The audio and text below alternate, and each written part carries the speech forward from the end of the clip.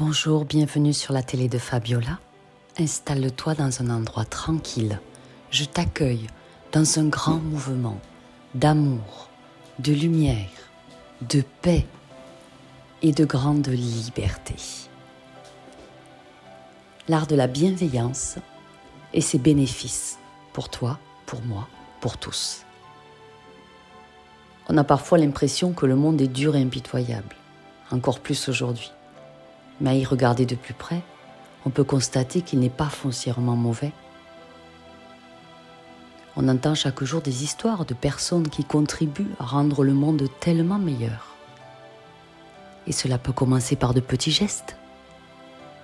Faire preuve de bienveillance, c'est facile. Ça ne coûte rien et c'est positif. Ça élève le taux vibratoire. C'est extrêmement puissant. Il est scientifiquement prouvé que cela a un effet bénéfique sur nous-mêmes, sur les autres et le monde. Ensemble, on peut rendre le monde un peu plus humain pour chacun d'entre nous. Et nous pouvons commencer dès aujourd'hui. Faites votre petite part de bien là où vous êtes. Et ce sont des milliers de petites parts de bien rassemblées qui submergent le monde. La bienveillance est contagieuse. Enveloppe-toi de bienveillance. Elle aide à développer un réseau de bonnes relations, que ce soit au travail, dans la société, dans la vie privée. Ça nous permet de nous sentir solidement ancrés et en sécurité. Lorsqu'on fait face à un problème, on le surmonte mieux lorsqu'on est entouré d'un bon groupe de personnes que si on doit l'affronter seul. La bienveillance est précieuse, car c'est la seule chose qui se multiplie si elle est partagée. Il y a quand même des neuroscientifiques qui ont utilisé la neuroimagerie pour montrer que les neurones miroirs du cerveau s'activent lorsqu'on observe quelqu'un réaliser une action ou éprouver une émotion reproduisant ce comportement dans les mêmes zones du cerveau.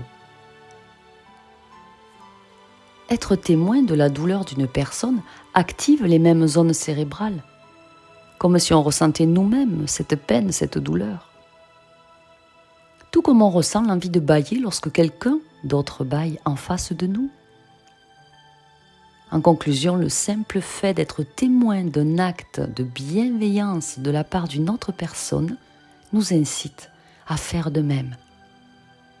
Et ça devient hyper naturel. La bienveillance, c'est bon pour le moral. Lorsqu'on ne se sent pas bien, un moyen sûr d'améliorer son humeur est d'être gentil avec les autres.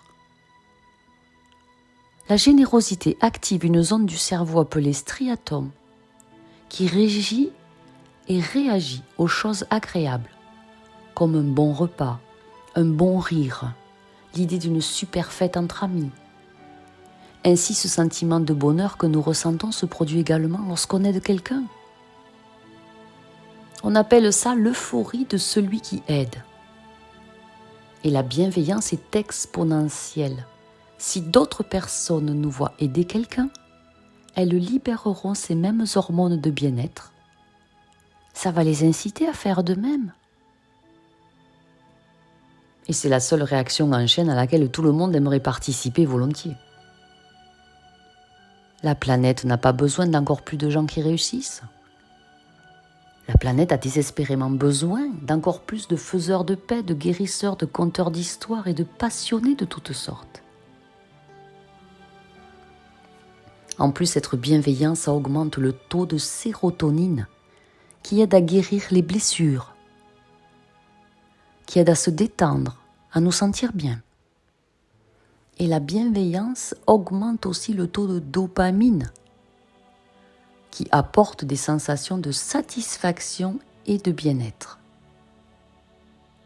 Des études ont montré qu'en accomplissant un seul geste de bienveillance par jour, notre corps libère des hormones qui nous rendent, nous et la personne aidée, plus calmes, plus sains, plus heureux. On se sent à la fois plus énergique, avec plus d'entrain, moins de douleur, plus de confiance. On sent qu'on est à sa place. Et ça pourrait même nous faire vivre plus longtemps. Pour ceux qui ont envie de vivre plus longtemps. La bienveillance est excellente pour la santé. Des recherches cardiovasculaires indiquent que les actes de bienveillance sont bons pour la santé. Ils peuvent même ralentir le processus de vieillissement du corps. Alors, si on veut éviter les rides, soyons bienveillants. Cela contribue à déclencher la libération d'ocytocine. Elle réduit les inflammations, elle abaisse la pression artérielle, elle limite la présence de radicaux libres dans notre système cardiovasculaire. Et cette hormone, l'ocytocine, permet aussi de se sentir plus aimant et mieux aimé. La bienveillance diminue également le stress. Une étude montre que les personnes aimables ont 23% de cortisol, hormone du stress, en moins dans le corps. C'était une étude de 1998. Accomplir des actes de bienveillance spontanés contribue à renforcer notre système immunitaire pour nous rendre plus résistants. Ça améliore notre humeur. Ça nous aide à produire des endorphines. L'endorphine, c'est un suppresseur naturel de la douleur dans le corps. Mais ça n'est pas tout. Il a été prouvé que la bienveillance aide à donner un sens à sa vie. Ça lui donne une direction pour se fixer des objectifs en vue de l'accomplissement de soi. Donc, ça nous incite à prendre davantage soin de soi en adoptant un mode de vie plus sain, en faisant régulièrement de l'exercice, en mangeant correctement. Et tout ça vient de la bienveillance à soi et de la bienveillance aux autres. Mark Twain disait que la gentillesse est le langage qu'un sourd peut entendre et qu'un aveugle peut voir. On a tous besoin de gentillesse. Nous avons tous besoin d'attention. Alors, soyons attentifs à tous les moyens de faire preuve de gentillesse envers nous-mêmes, pour faire preuve de gentillesse envers les autres. Ça prend pas beaucoup de temps, mais ça peut faire toute la différence. Alors pour cette fin d'année, cultivez la bienveillance envers vous-même. Remettez-la au goût du jour dans votre vie chaque jour. Ensuite, vous aurez de quoi faire pour apporter de la bienveillance aux autres et au monde. Merci de bien vouloir partager ce podcast pour inonder la terre entière d'énergie de bienveillance et d'amour. Merci, je vous aime. Soyez puissamment bénis, prodigieusement guidés.